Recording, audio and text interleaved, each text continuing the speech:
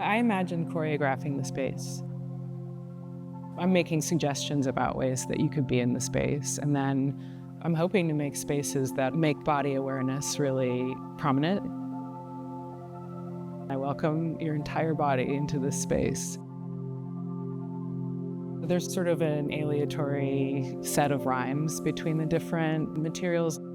The screens always touch the ceiling, and so then it brings the entire volume into one's perception.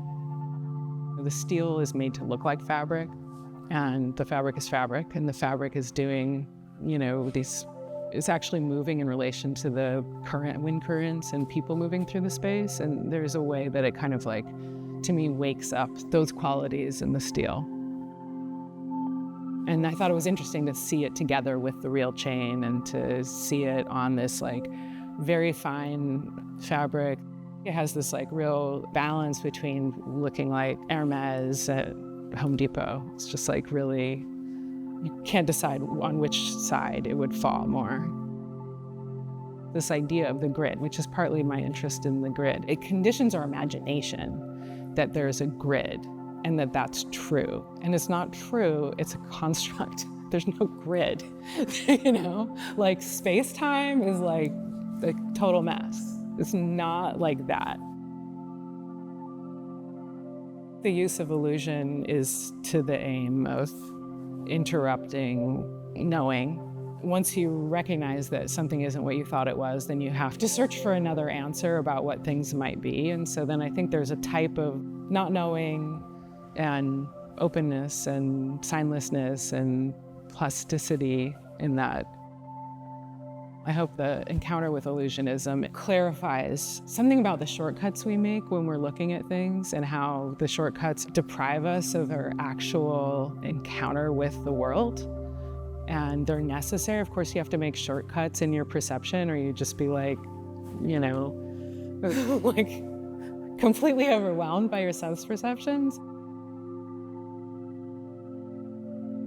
It is sometimes safe to momentarily let in maybe more sense perception than one might normally take in. I hope people suspend their thinking for an amount of time, even if it's for a second. If you looked at the world from very, very far away, from a different type of time perception, then you would see, instead of like these kind of stable mountains, you would see that they're actually kind of like just foaming up out of sort of like a frothy bubble, coming out of nothing.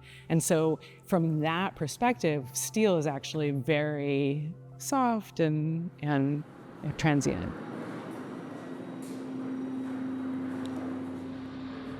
We see that in different ways with the steel sculptures, with the interaction of something that's 20th century infrastructure, civil engineering materials, connected with something that is also the same materials, but finished differently, with this attention to the finish that reminds us of our experience with screens and digital media.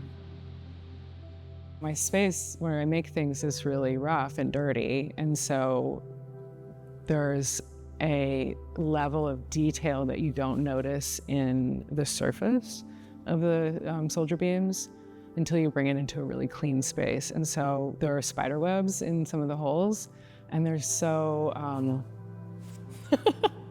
they're so touching, They seem like really tender or something. The whole pattern in the soldier beams, this kind has been in continual production since the 30s. And I think it's so interesting that there's this whole pattern. It's totally functional, but it suggests a 30s aesthetic. I see some kind of Art Deco sensibility in it. I'm intrigued by it because I don't know how it's happening. It's a stratum, but it's a historical stratum. So it's like relating to commerce and politics and, trade. And it's just an expression of America in the 20th century, made this in the way that all material culture can be interpreted and has so much information that is latent, that can always be reawoken as long as some of the concerns from that time are still present in our current time. I've been thinking a lot about Fellini. Nights of Cabiria is referring to this early epic film, Cabiria, that was made in 1914. I've been thinking a lot about these 3 Fellini films that are inadvertently a trilogy: Nights of Cabiria, La Dolce Vita, and 8½. They're such incredible masterpieces, and together I think they form such a coherent Buddhist wisdom. So that's a vector that kind of frames where we are. I think by looking obliquely at something, we are able to see its reflection. We end up seeing something new about it that we don't normally see.